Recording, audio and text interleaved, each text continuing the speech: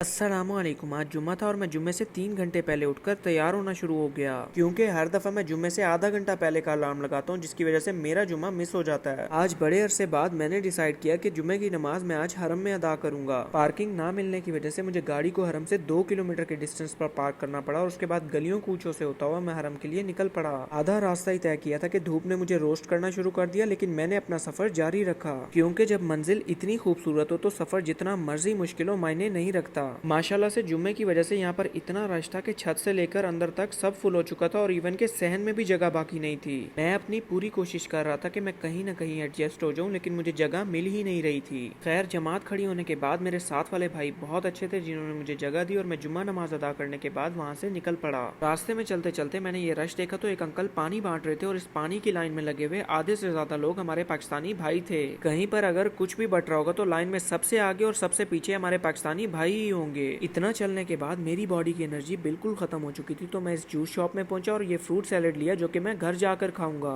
और फिर चकराता लड़खड़ाता मैं फाइनली गाड़ी तक पहुंचा और एसी फुल करने के बाद मैं वहां से घर के लिए निकल पड़ा। आज तकरीबन मैं सिर्फ 3 घंटे सोया था, जिसकी वजह से अब मेरी हालत बहुत खराब हो चुकी थी। घर पहुंचते ही मैं अपने असली हुलिये में आया और फिर 100 पुशअप्स कंप्लीट करने के बाद मैं फ्रूट सैलेड के सर हो गया। इन फ्रूट्स का कलर देखते ही मुझे अंदाजा हो गया हुआ था कि ये बिल्कुल फ्रेश हैं। सुकून से एंजॉय करते हुए फ्रूट सैलेड खाते खाते असर की नमाज का टाइम हो गया, तो मैंने असर की नमाज अदा की और एंड में मेरी एनर्जी बिल्कुल लो हो गई, तो मैंने सोने का फैसला कर लिया। सोते सोते मुझे रात के तकरीबन 8 बज चुके थे, जिसका मतलब ये था कि मेरी मगरिब और इशा दोनों नमाजें निकल चुकी हैं। नींद से उठते ही सबसे पहले तो मैंने नमाज अदा की और उसके बाद अपने कपड़े निकाले जो मैं आज पहनने वाला था। हर जुम्मे की तरह इस जुम्मे भी हमारे साथ वही मसला था कि हमें पता ही नहीं था कि आखिर जाएं कहाँ। गाड़ी में पहुंचने के बाद मैंने काफी देर अपने दिमाग पर जोर डाला और फिर गूगल की मदद से मैं इस जगह पर पहुंचा, जो कि न्यूली ओपन हुई है और काफी ट्रेंडिंग पर है। यहाँ पर एंटर होते ही मुझे एहसास हो गया हुआ था कि यहाँ पर व्लॉग सही से शूट नहीं हो सकेगा, क्योंकि यहाँ पर लाइट्स का काफी मसला है। इस जगह पर आज काफी रश था और इस रश की सिर्फ एक ही वजह थी कि लोग किंग फहद पार्क से बोर हो चुके हैं। यहाँ पर बच्चों और बड़ों दोनों के लिए बहुत सारी एक्टिविटीज हैं और यहाँ पर टाइम काफी अच्छे से पास हो सकता है। और यहाँ की सबसे इंटरेस्टिंग बात यह है कि यहाँ पर मियाँ बीवी को लड़ने की तालीम भी दी जाती है। बाकी सब कुछ तो बिल्कुल ठीक है, लेकिन यहाँ जाने से पहले एक एडवाइस मैं आप लोगों को देना चाहता हूँ कि ये जगह मैरिड लोगों के लिए तो बिल्कुल परफेक्ट है, लेकिन गलती से अगर आप सिंगल हैं तो यहाँ जाकर अपना दिल मत जलाएं। जैसा आप लोगों को पता ही है कि मैं भी आजकल सिंगल हुआ हूँ, तो दिल जलाने से बेहतर मैं वहाँ से निकल पड़ा और अपने मतलब की जगह घोड़ों के अस्तबल पहुँच गया। यहाँ काफी देर घूमने फिरने के बाद भी हमें बंदा मिला ना बंदे की जात। और फिर काफी देर बाद एक बंदा नजर आया जिसका कहना यह था कि टाइम खत्म हो चुका है, आप कल आइएगा।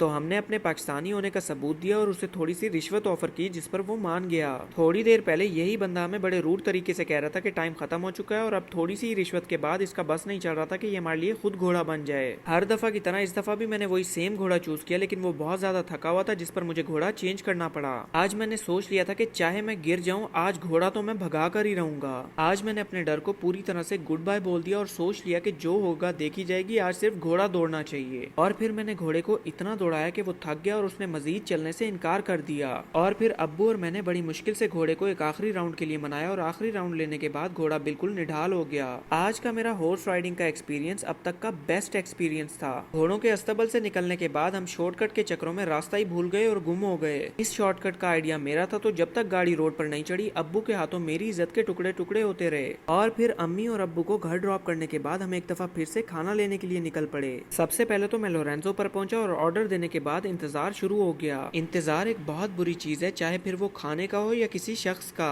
काफी देर के इंतजार के बाद फाइनली पिज्जा रेडी हो चुका था। ये तो हो गया छोटे भाई का खाना, अब बारी थी मैं अपने खाने का कुछ इंतजाम कर लूं। तो लोरेंजो से निकलते ही मैं अल्बैक पहुंचा, क्योंकि लास्ट वीक भी मैंने अल्बैक नहीं खाया। और फिर फाइनली खाने का सारा सामान लेकर मैं घर पहुंचा और अपने 100 पुशअप्स कंप्लीट करने के बाद मैं खाने पर टूट पड़ा। पूरा हफ्ता मैं इन चीजों को अपने आप से दूर रखता हूँ और हफ्ते बाद जब ये चीजें सामने आती हैं तो मैं अपने आप को रोक ही नहीं सकता। खाना खाते खाते मुझे याद आया कि पुशअप्स तो मैंने कर लिए, लेकिन बाकी की एक्सरसाइजेज तो आज मैं भूल ही गया। अब पछताए क्या हो जब चिड़िया चुग गई खेत। तो मैंने अपनी सारी टेंशन को इग्नोर मारा और मीठे पर फुल कॉन्सेंट्रेट किया। और फिर इतना खाने के बाद एंड में एक कप ग्रीन टी तो लाजमी थी। इसी के साथ आज का व्लॉग हुआ एंड। कल तक के लिए अल्लाह हाफिज।